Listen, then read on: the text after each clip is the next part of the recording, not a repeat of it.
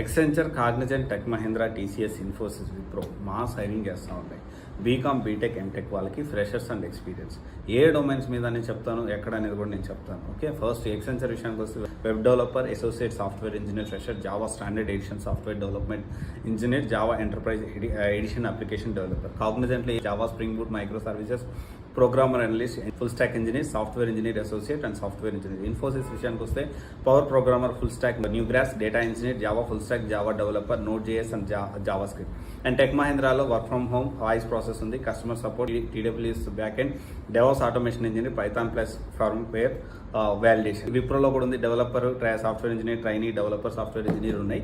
ఎక్కడ వెతకాలి ఉద్యోగాలు? ప్రతి కంపెనీకి కెరియర్స్ అనే ప్రోగ్రామ్ ఉంటుంది. కెరియర్స్ అనే వాళ్ళ వెబ్సైట్లోనే /కెరియర్స్ అని ఉంటుంది. ఆ కెరియర్స్లోకి వెళ్ళండి, ఫస్ట్ సైన్ అప్ అవ్వండి. సైన్ అప్ అయిన తర్వాత ఇవన్నీ ఉద్యోగాలు అక్కడ మీకు కనిపిస్తాయి. వెతుక్కోండి, అప్లై చేసుకోండి, సక్సెస్ అవ్వండి.